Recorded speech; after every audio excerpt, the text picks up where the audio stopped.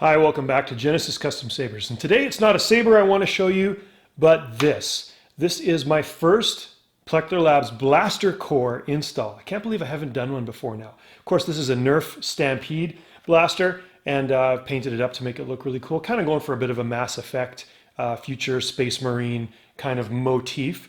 You've got a recharge port and a kill key. So you pull the kill key and it boots up. And of course, you've got six LED bar graph animations in here that you can program or customize. I've selected one of the sound fonts and I've kind of modified it so that it kind of works for what I'm trying to do here. You got a selector switch, automatic or single fire.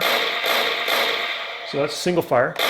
As you can see, there's 3 progressive LEDs in each side of the muzzle, and that simulates kind of fire or the blaster shot going out. They're an amber LED, and of course you've got a high power LED in the muzzle. Selector switch to full auto, and of course you can change the brightness of that LED if it's too bright. It's a high power LED engine. I use the red and the green in series to make a 7.4 volt amber essentially, and I used a bit of a filter to kind of get it to match the muzzle LEDs. Very cool. Of course, you've got your range selector, so you can get slightly different sounds. In each sound font, you can change the magazine changing sounds. Will not fire with the magazine out. Magazine in. It's a little finicky. Ready to go. Okay, this is just going to be a quick rundown of the operation of this blaster and the various switches and things. The first thing you're going to need to notice is the kill key. You pull that out and it boots up. Same operation as a saber. That just shuts off power to the blaster core. This is also where you plug in your recharger, 7.4 volt recharger, which will come supplied with the blaster. Of course, you got your trigger. You've got your range selector switch here. I'll just show you the various switches. Over here you've got your selector switch, single fire and auto fire. And I think that's it for switches. There's also a switch hidden inside the blaster for the magazine. You pull back this slider and it allows you to remove the magazine. You just pop the magazine back in and it's ready to go. If you want to get access to the menu, then you hold down this auxiliary button and the trigger at the same time and just hold them. You hear a beep, tap it again.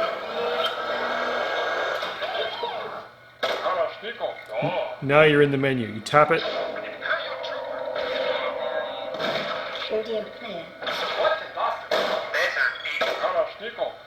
And then you hold it down to select. There we go, and it boots up in that sound font. The speaker you can see through here. You pull back the slider. You get a bit of a different sound because the speaker's directly visible there.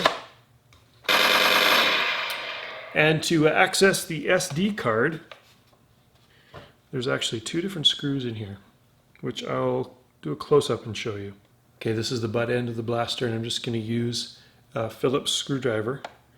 And these screws will not pop out, so you won't lose them. It's one of the innovations of the original Nerf designers. But once those screws are removed, if they're out all the way,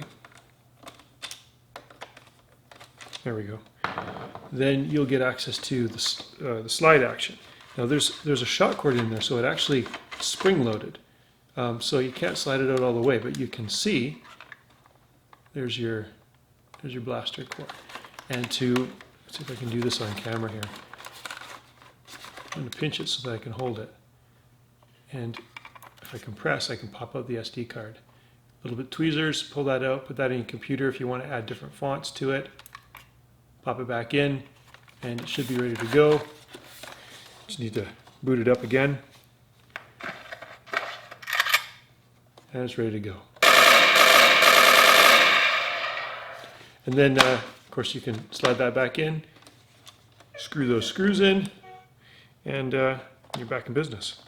It's a very cool toy to play with. Of course, you open the buttstock and that gets access to the blaster core and the SD card. I think I used 60 feet of wiring all this, because you're wiring from this end to this end, and of course the speakers here, and you've got the switches for the magazine and the selector switch. There's a lot of wire that went into this bad boy, but it's really cool, a lot of fun to play with, and ready to go.